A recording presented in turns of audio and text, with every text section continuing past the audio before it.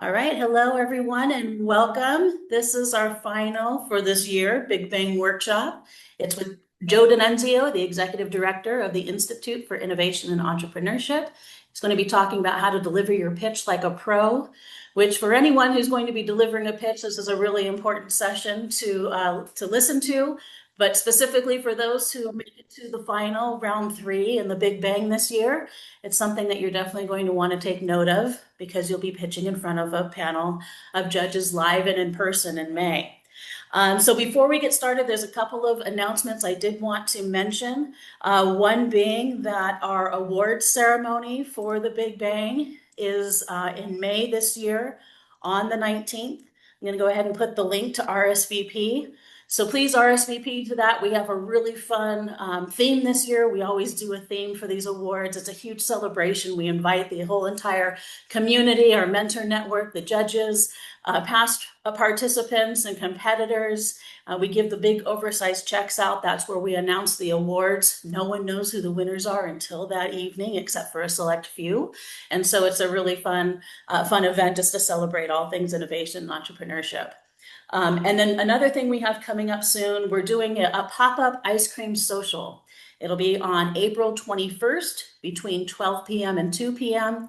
The location is still to be determined since it's a pop-up. We're not sure yet, but pay attention to our Instagram and the location will be disclosed. It should be near the MU on campus or the silos, since those are the tabling areas, and that's most likely where we'll be holding that social. So it'd be another great way for everyone to just connect and get to know each other over ice cream, which is everyone's favorite for the most part, I think. All right, without further ado, Joe, all yours. Great. Thanks, Nikki. We've got a lot to cover, and I know we only have an hour, so I'm gonna jump in just a moment, and I'm gonna proceed with a fairly good pace. However, I will pause periodically for questions. Let's go ahead and use chat for questions. As Nikki mentioned, if you have the question, somebody else probably has the question. And I will also plan to leave time at the end for questions. So if you want to wait, that is fine as well. Okay, so I'm going to share my screen and we are going to begin.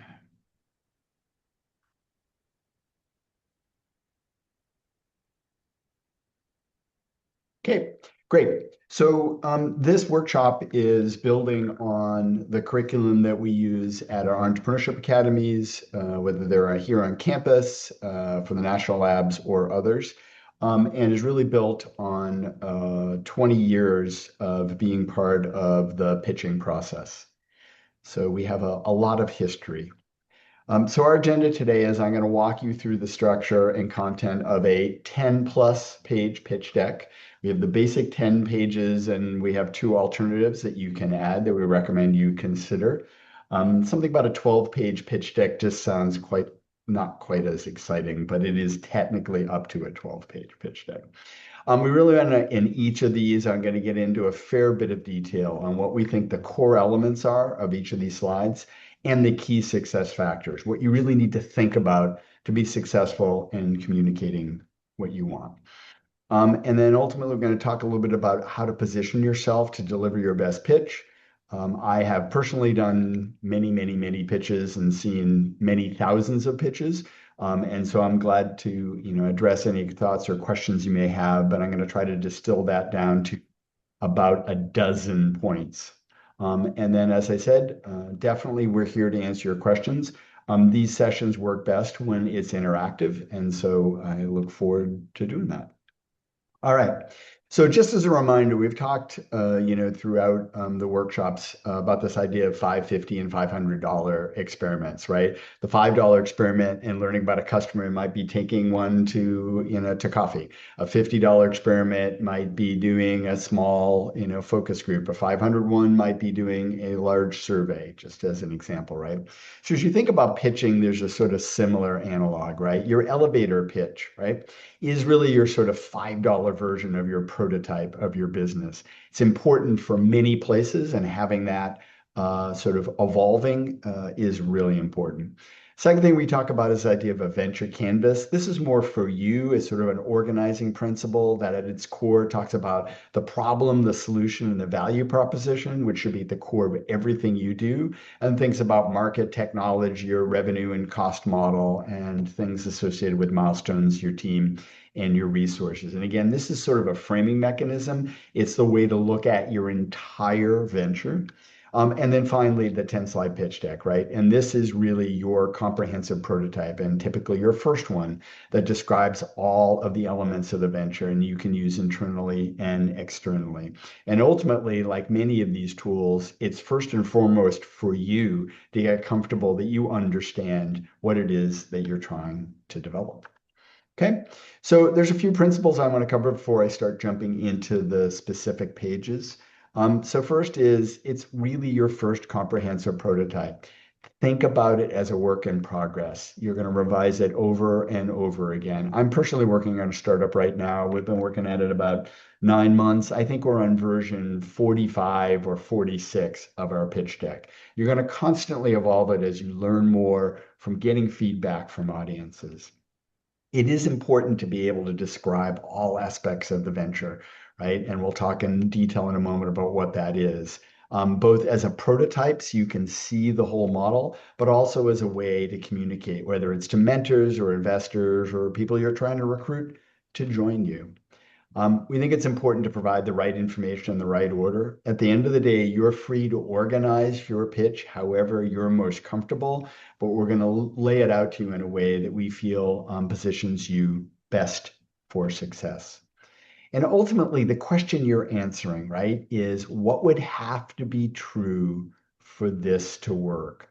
When you get done with it, I should understand not necessarily where I think this is going to work or not, but what would have to be true across product, across problem, across solution, across technology, across market, across financials, right? What would have to be true for this idea, for this venture to work? Okay. Couple of guidelines. Think about this as a way to define your and hone your articulation. First, for you to communicate clearly, but second is from you to learn from the audience. And you're going to get conflicting feedback after you pitch, right? Many of you probably already have, where you're going to one person saying, I love that slide blue, and someone else says, oh, it really should be green, right? You should talk about your market this way. No, you should talk about your market that way. The probability of you getting consistent feedback is somewhere between 0 and 0. But it's going to be up to you to learn what feedback most resonates with you, what's most consistent, how does it help you evolve your pitch. Your goal is to be effective and efficient, right? The Big Bang is 8 minutes. Is that right, Nikki? I'm saying that right? 8 minutes a pitch. Some competitions, you get 3 or 1, right? You'll have to hone your pitch based on that. But more importantly, you want to be able to do it concisely, but it needs to be a prototype. It needs to be comprehensive. As much as you can, use images and graphics in fewer words, especially when you're pitching live. And to that point, ultimately, you're going to probably want to consider having 2 decks. For the Big Bang pitch, it's a talking deck, right? And typically that's fewer words and it's your framework, your sort of guideline to present what you're presenting.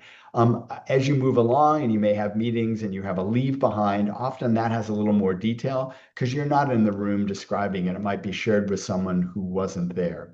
But for the purposes of the Big Bang, focus on that first one, a talking deck. Right?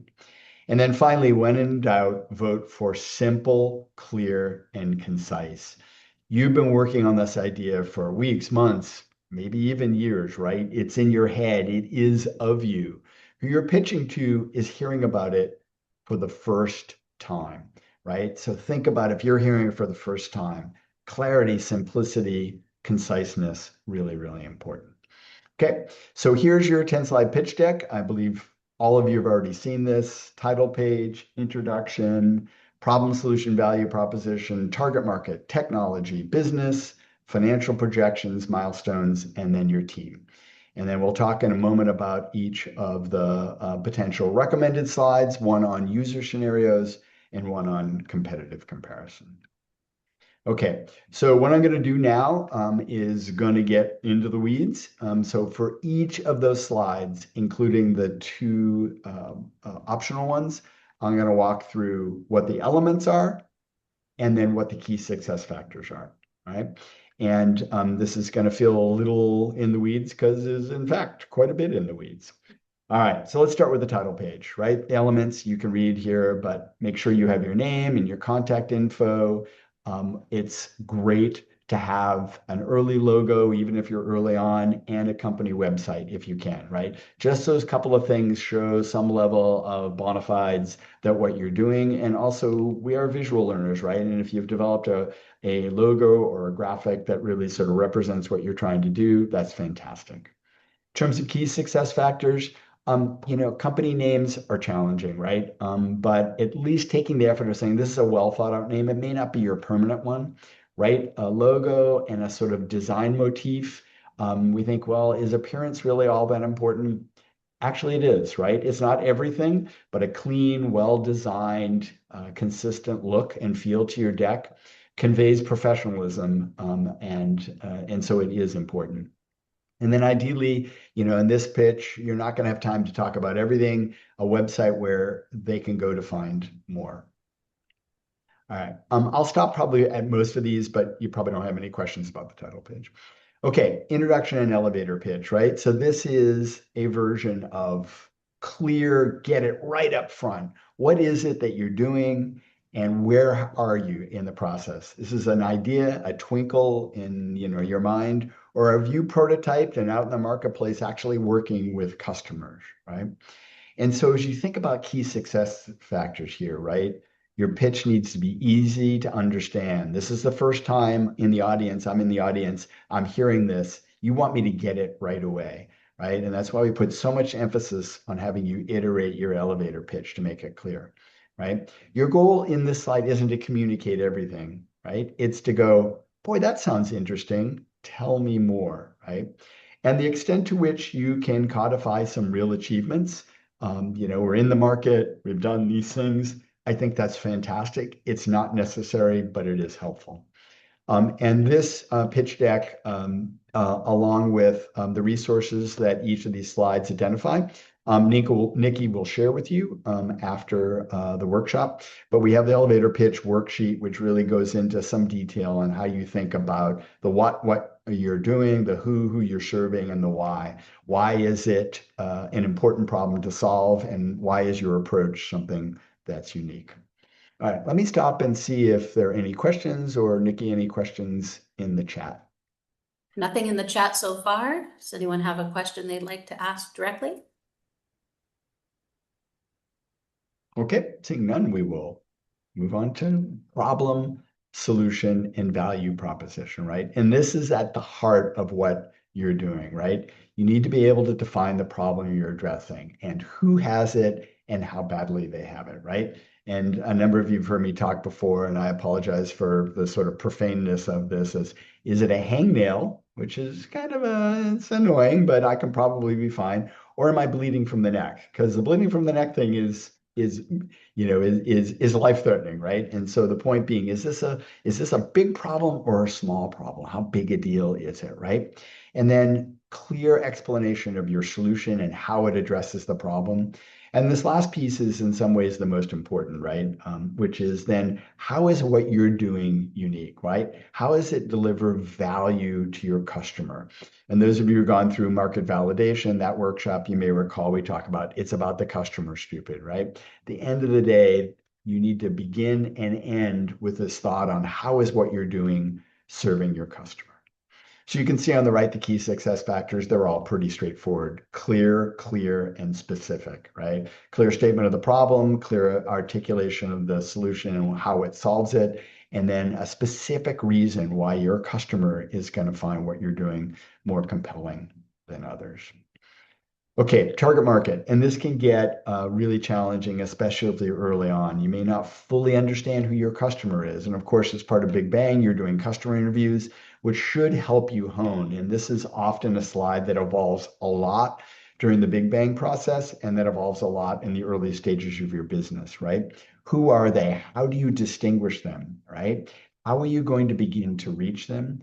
And in the conversations you've had with them, what have you learned about them? Whether they've had the opportunity to talk to you or play with one of your prototypes or whatever it might be, right? And then how do you think about what the competitive set looks like?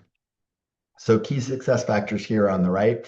A clear and specific definition of who the customer is, some relevant segmentation of them versus the 8+ billion people on the planet is important.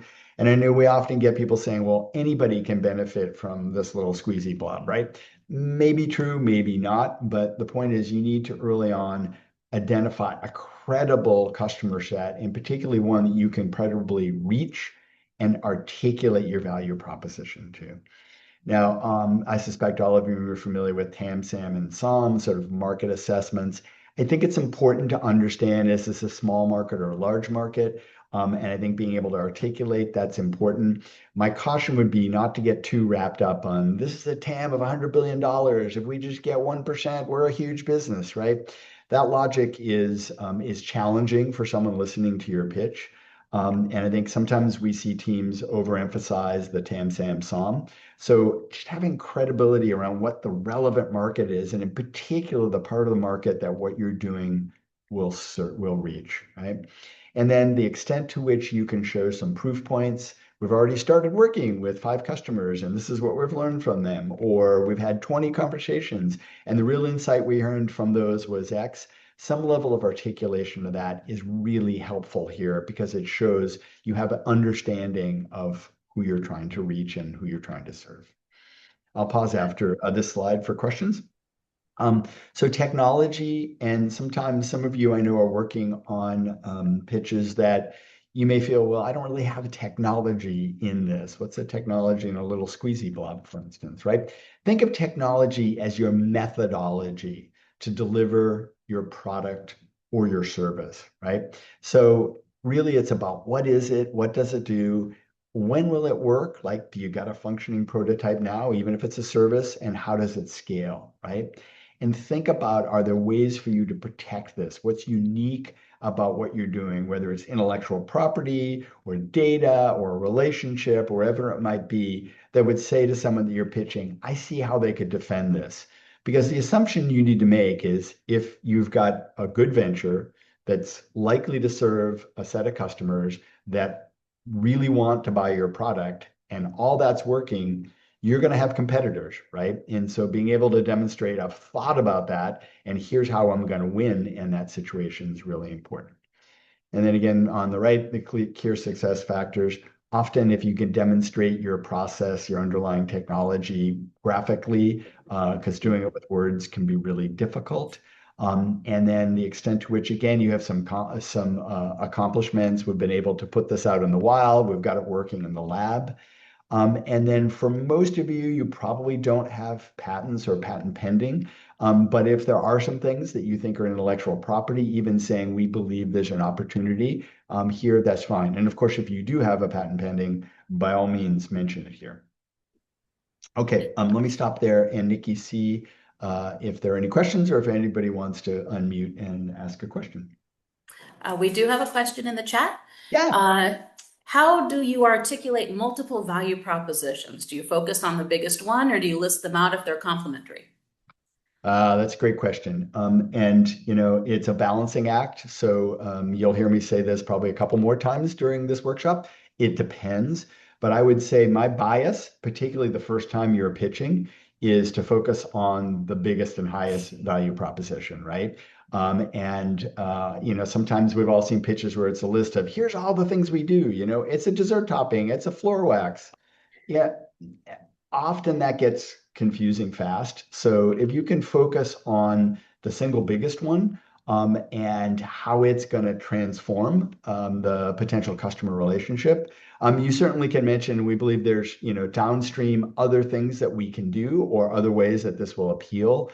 But in general, my counsel is focus on the single one, the biggest one. But again, I'm going to come back to it depends. You may feel like your ability to give a pitch, you really need to mention 3. It's a triangulation. They get this, and they get this. That's not a pitch killer. It makes it more complicated. and it opens you up more to, potential for confusion and, well, wait a minute, I buy the first one, but I don't buy the second one, so now the whole thing falls apart. But that's a great question. And we've also got Chelsea has her hand raised. Go right ahead, Chelsea. Chelsea, Hi, Joe. what do you got for me? I wanted to ask about copyrights. So, in the food business, I guess what I'm learning is that patenting a recipe is kind of not really super common. So, I guess copywriting your name and your brand and really developing that brand is where the value can be like seen. And so, is that something you would recommend doing and putting on this type of slide for a pitch deck? Since, yeah, the IP is a little bit different for food, it seems.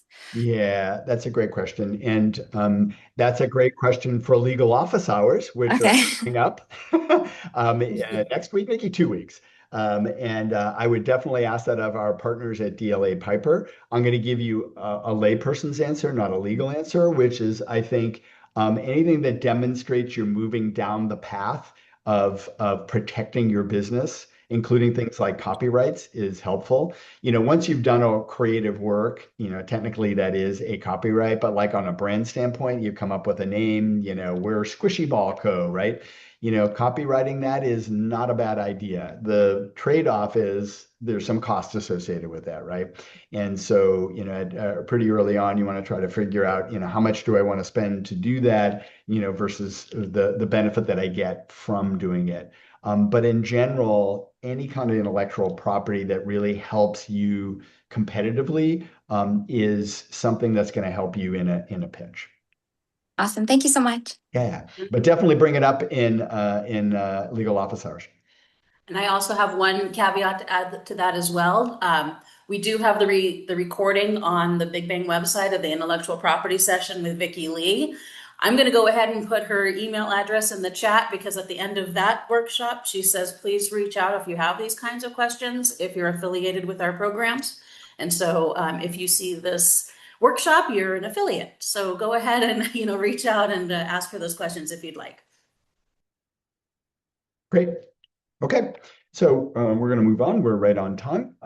So now your business, your revenue model, right? And I think that often we see two types of slides on this. Ones that are really simple and maybe don't explain enough how it's going to work, and ones that are incredibly complex and put you down a vortex. So think about this in terms of clarity and conciseness. Like, how are you going to make money? And those of you that are mission driven, you say, well, this isn't all about making money. Remember my statement, when we talked about this in the business workshop, that to build a sustainable enterprise, you got to bring in more resources than you expend. So even if you're mission driven, right, and you're not worried about building this incredible profit engine, you still need to be able to demonstrate you have a mechanism to make money, and what resources you need to, and how you scale it to whatever scale you're trying to achieve. Right. And here's also a good place to say, when's the business going to be up and running? Is this something that I can be a business in 6 weeks, right? Because it's a relatively modest buildup and I don't need a lot of capital. Or this is going to take a year to build up all the technology and approaches and things that I need before I can begin to charge, right? That's not a disqualifier, but understanding the path from where you are to that's really important, right? So clear explanation of your business model, how you think about revenue, pricing, and costs, right? And any accomplishments you've had from talking to others or analog models or anything that can give some evidence that you have, some clarity around this. Okay. And then financial projections. This is your basic 5-year projection. And those of you that went through the business modeling session, right? This is the 3x5 that we strongly urge you to think about. You get to do whatever you want. But the 3x5 is a great framework for keep it simple at this level. So it's what are the drivers of your business on revenue? What are the drivers on cost? How are those likely to evolve over time, right? And how much funding do you need to get there? right? And so something that's orderly and easy for you to describe is important. Remember, in Big Bang, you've got 8 minutes to go through these 10 to 12 slides. So no one slide should take you more than, even if it's a heavy slide, a minute, right? So think about, how much of the model you can present in a minute, and make sure that what you're tackling in terms of articulation is doable in that amount of time. Okay, milestones. So this is also an important and often overlooked slide, right? What are the most important things you're going to be doing in the next 9 to 12 months, right? What are the biggest uncertainties you're facing, and what are you going to do to validate the technology, right? Create some protection, get the right partner, get a product out there, get your first customer, whatever those milestones are, right? This isn't 20, this is a handful, 4, 5, 6, somewhere in that neighborhood, right? But it shows how you're thinking progressively about building the business. And this clear uncertainty, for those of you that recall, sort of your job is the think do cycle of what's the uncertainty, what's the experiment, do the experiment and learn from it. What are the uncertainties that you have, and what are you going to do? What's the milestone that you're going to get to that's going to help you address that uncertainty? And if you're looking to raise money, right, money, funds, fund money, if you're looking for funding, right, create a tie between how that funding relates to those milestones. And remember that companies that are funded, particularly venture funded, they tend to get funded in blocks, right? It's not, here's $1 billion and let's, you're in the, agentic AI business, is you're going to get X amount of money to hit proof point A, right? And then you're going to get Y amount of money to hit proof point B, right? So think about that in a step function, and make a clear connection between the funds that you're asking, what it's going to fund, what milestones you're going to achieve, and how that reduces your uncertainty and creates more value in the enterprise. All right, let me stop, Nikki, and see if there are any questions, either folks who want to unmute and ask or anything in the chat. Nothing in the chat? Anyone like to ask a question directly? All right. Okay. A couple more. Hi, There's sorry. Miriam. Hi, Oh. I'm Miriam. Hey, Miriam, how are you? Hi, Joe. I'm all right. We are developing a medical device for our startup, and yeah, we've gotten pushback when we're like, our goal in 5 years would be, to have our device being used. And yeah, so we're realistic that our development could take more than 5 years. Yeah. Do you have like insights on how to communicate that delayed revenue, or yeah, the delayed income over the next 5 years, where yeah, that it might be 5 years to launch, if things go smoothly. Yeah, so I think that's a great question. And we think about medical devices, small molecules, drugs, things like that, that have long time horizons, right? You've got to go through clinical trials and all the things. And there may be regulatory steps as well. I think identifying, it's hard to think out 5, 7, 9, 10 years, right? And in particularly for someone who's, thinking about potentially investing. And so I think being clear about what your near-term milestones are over the next several years is your first job. And then the second is, how do those set you up in success, right? To transition to a place where you're able to license or, create the product or wherever it might be. So think of it as sort of two steps. And so in the what do you have to believe, right? The what do you have to believe in the first X years? Let's say it's the next 5 years. We have to hit these milestones. We have to, demonstrate proof of concept, get, conditional FDA approval. I'm, inventing all this. No, it's all nonsensical, right? But here's the things that tee us up to then be able to move to the next stage. So if we're successful in doing that, here's how we see the market growing and developing, who our customers are going to be, what our revenue looks like post that, right? So it's almost thinking about it in two chunks. And I know I'm oversimplifying, likely what the challenge you have is, but you really want to focus on those near-term milestones, because people that are funding you have to believe in the ultimate product, but they have to understand what they're funding to get you from here to there. And then they can do their own calculus on, Do they believe you can achieve the milestones that you've laid out to set you up on that sort of platform, if you will? And then B, do they believe in success that platform enables you to, to build a viable, profitable product, serving the right market? Thank you. Sure. All right, and we've got a question from Dustin also. Great. Hey, Dustin. Hey, Joe. Thanks for a great talk today. So I have a product that actually has a lot of development already done here at UC Davis, and I'm just wondering, sort of applying your like, this is what needs to go right, or this is what needs to happen, the or ideology to this slide. Right now we're like a really small team, and I think, at least in my opinion, a fair amount of the milestones sort of hinge on finding some money. It doesn't have to be a ton, but something to pay people for to do the work that needs to get done. Yep. So I'm just wondering, like, in my Big Bang submission so far, I've sort of included like the funding as a step, but I'm just wondering, should I sort of assume, okay, I get funding and then this is the next 9 to 12 months, or like I guess, like, how would you approach something like that? Yeah. And so I feel pretty strongly about this, and you may get others that feel differently. Sure. So like we give you advice, right? You're going to get different advice from mentors, and it's up to you to figure it out. But this is when I feel really strongly. You lay out your plan, right? This is our plan. This is our vision. This is what we're going to do. We're going to go milestone A, B, and C, and that's going to position us to do this, right? And then, you have the conversation subsequently that says, here's the funding we need to achieve that plan. It may sound a little bit like semantics, but I don't think so. Because the first question that I'm going to ask as someone you're pitching to is, do you understand what the right milestones are? Are you identifying the right uncertainties? You taking the right experiments and step to address those, right? And in success, does that position you to continue to move forward? That's the first thing I need to understand. Because if I don't buy that, the rest of it doesn't matter, right? And then it comes down to, okay, now how much funding do I buy? The funding you're asking is going to get you to achieve that milestone. So I think those are two very related but very different things. Great. Thank you. Sure. Okay, so let's talk about the last couple slides. So team, your management advisors. So who's on your team, right?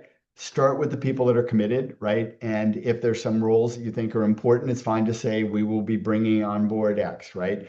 I don't mean show me the org chart 7 years from now when you have 1,100 people, right? It's, who are the critical people in these near-term milestones that you need to achieve, right? And if you've got advisors, you're absolutely feel free to list them here as well. I think it's important that these are folks, not someone who you had coffee with and said, hey, what do you think of my idea, right? These are people that have some material impact on your venture, either actively working with you or have said, yes, absolutely, feel free to come and bounce things off of me and, have a meaningful connection to what you're trying to do.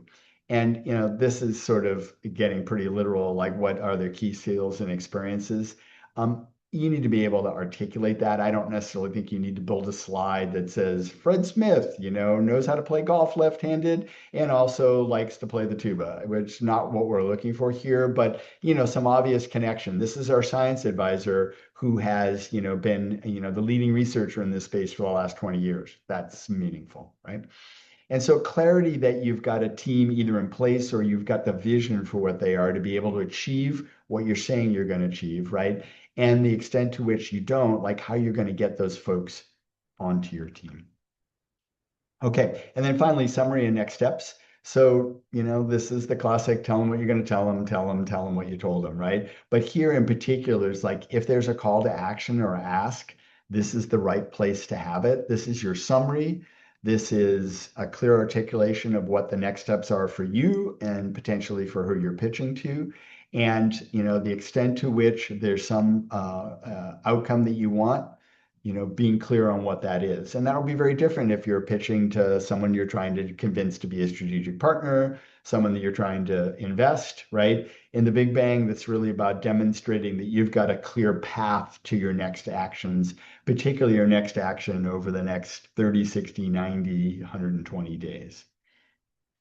All right, I'm going to touch really briefly on our two recommended slides, and then I'll pause for any questions, and I'm going to take a couple slides to talk you through presentation, actually literally in the room, okay? So this is a use case scenario slide. We think this can be really useful somewhere after slide 6. And this is really about the customer journey, right? How would they use your product or engage with your service, right? How is it differentiated from what they do today? And the extent to which you've done some real world, either testing or actual deployment of your product or service, this is a really good place to provide it, right? Again, it can be a very complicated journey. This has got to be simple. You've got 8 minutes for the whole presentation, and you've got an audience that doesn't necessarily, fully understand what you're doing. So your use case scenario should make it easier for them to understand how your product or service is going to positively impact your target customer. If it confuses them, if it's deeply involved with 17 steps and 8-point font, you're not going to achieve that. So a simple use case that sort of really brings home how your product or service would be used and how it's impacting on a customer can be really helpful. It is not required, but it can be really helpful. And the second one is, fairly obvious, and I'm sure you all have seen many pitch decks, and generally there's some sort of competitive comparison, right? And this is not every competitor, but a representative sample that really are direct competitors. And this is really sort of offering a comparison of how you're different from what's already there. This is often a very complex problem to illustrate in one slide very succinctly. So again, be concise and simplify. You can always talk in more detail, right? But what is it about you versus the products and services that are already in the market that makes you different? And I've actually seen a few presentations over the years that talk about competitors and say, there are no competitors. We're unique. No one's ever done this before. Please, for the love of Mike, do not do that, right? There's zero chance that that is true. There's always an alternative. Every problem out there is being solved in some way. It may be inadequately, it may be expensively, it may be lots of things, right? So you don't have to have a competitive slide, but please don't have a competitive slide that says there's no competitors, because that will not serve your interests well. Okay, so before we talk about pitching live and I go through my last 2 slides, are there any questions about what we just covered? Okay, seeing none, let's talk about pitching live at the Big Bang and beyond. And again, lots of advice I'm sure you're getting. Your best advice is to do it and get feedback from people that you're doing it. Not all of us are big, I love being in front of people and pitching, right? Some of us may be more, I love building my idea and letting somebody else pitch, right? Get over that and practice, right? Because practice is going to give you confidence. It's going to give you feedback to help make your actual in the room pitch better. So start strong and clear, right? Be the voice in the room. And by strong and clear, I don't mean shout at the top of your lungs, for those of you who see me do that in the room, right? But just come out with, with clarity that this is a big deal to you, right? Tell a simple, easy to follow story. It's all in your head. It's been there again, weeks, months, years, right? You see it all, right? But you're talking to an audience that's never seen it, right? So tell the simple, easy to follow story. Have your slides support you, not carry you. Don't be reading your slides, right? And pointing at the pit, right? It's a way to help move you along and guide and frame you. And if you're getting a little bit loose, and it helps bring you back on target, right? But think about the slides as a way to support you, not carrying you, right? Enthusiasm and energy throughout. Many of you have heard me say many times, enthusiasm is a force multiplier. It just indicates your energy level, your support of your idea, your excitement about the idea.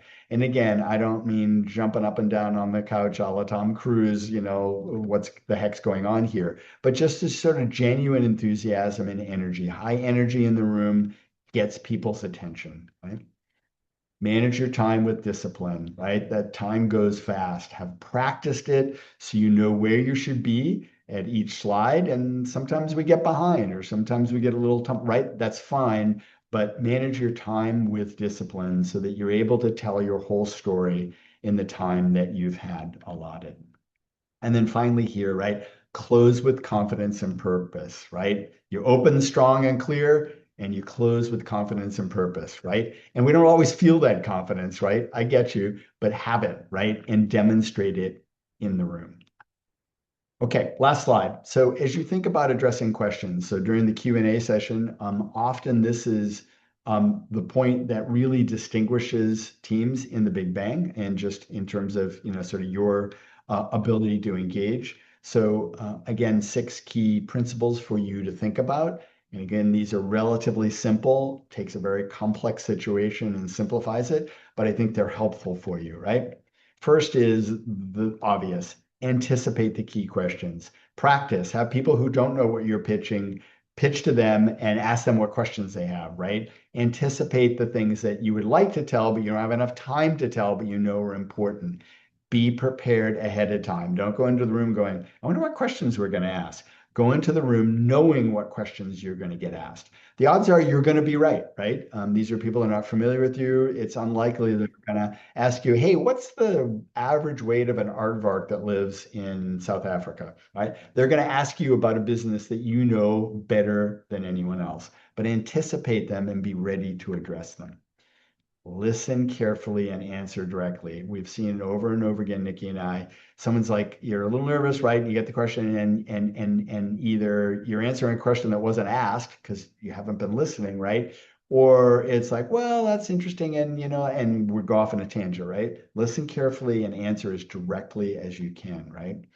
Keep your answers short, clear, and grounded, right? So a short, clear statement, and that's grounded in what you know is your best bet, right? They can always follow up and say, well, tell me more about that because I don't fully understand, or that's interesting. What in your experience? That's fine. A follow-up question is actually great, right? That shows engagement, and that shows that you've hit the right spot, right? It's easy to say, not easy, always easy for us to do, right? Stay calm and composed, right? If you're calm, you're going to be thinking, you're going to be reacting in the moment, right? I'm a big fan of Buddhism, right? And the sort of be mindful, be in the moment, right? And being in the moment means being calm and composed. Right? If you don't know the answer to the question, say that you don't know, right? Don't on the spot make up some, how big is this market? Well, that's really interesting. Recent surveys have said it's $1 gazillion. Like, please, no, right? Say, hey, that's something we haven't thought about before. That's really interesting, and something I really want. I don't know the answer to that, but that's something that I will follow up on because I think that's something that could really help us. However you want to do it in your own words. You don't need to be obsequious, right? More important point here is if you don't know the answer, say you don't know the answer, and say it in a thoughtful way, in a way that sort of turns around to say, and that's definitely something that we can and should and will take a look at. Okay. Use these questions ultimately as a chance to build your credibility, right? If you're anticipating and answering them, right? If you've done it in a clear and thoughtful way, if you've listened and responded, right? It's going to make you come across as a more credible entrepreneur. Okay, so let's stop sharing so I can see everybody again, and I am open to any and all questions.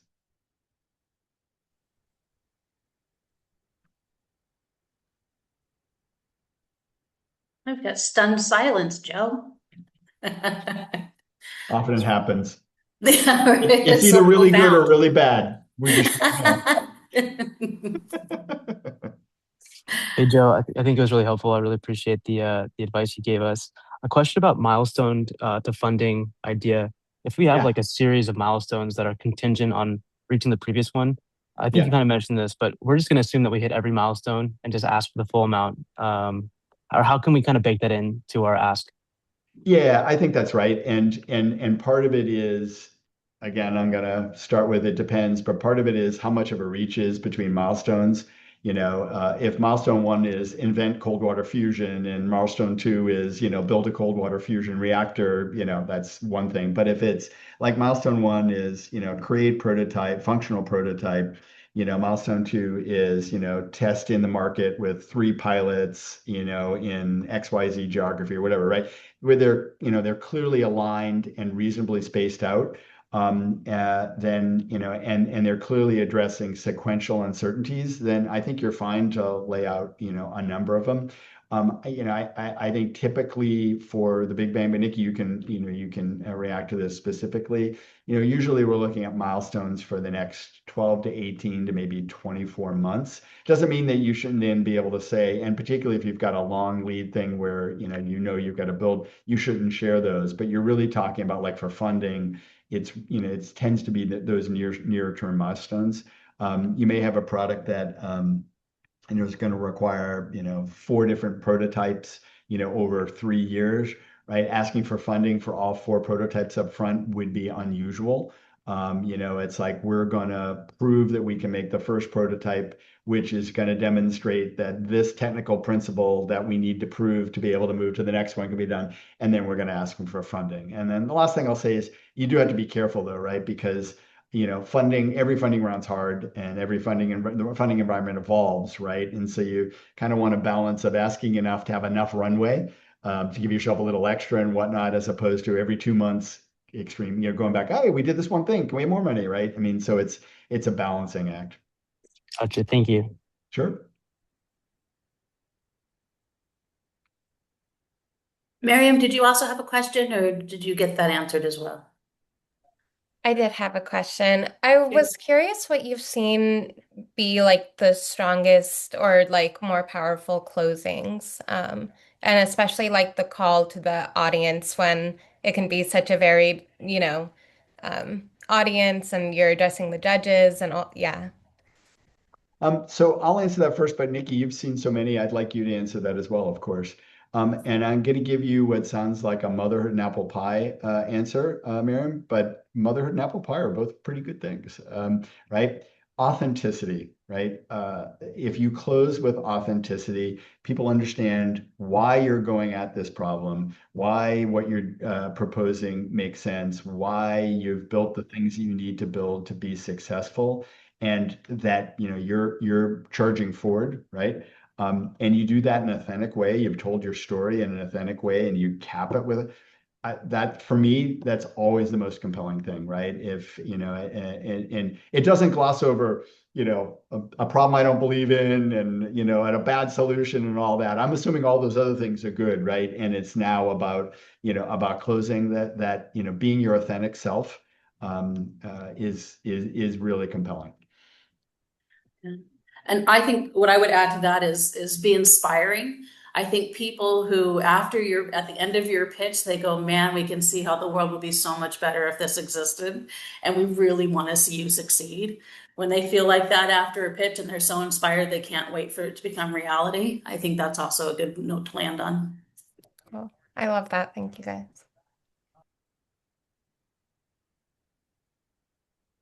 We don't have to keep you here until 1, but we will if you have more questions. This is the time to do it. Okay. Well, All right. so Nikki, you'll follow up. Feel free, obviously, to share this deck, and then the handout sheets that I reference. And then for those of you in the Big Bang, good luck. Let's go. Woo! I think it's fantastic. And those of you not in the Big Bang, but just part of the Institute community, welcome. And we look forward to continue to work with you. And if there are any other questions or things that come up, feel free to reach out to either Nikki or to me. We are here to help you. That's why we exist. All right. Enjoy the rest of your day. Thanks so much. Take Cheers, care. everybody. Bye. Thanks, Bye. guys. Thank you.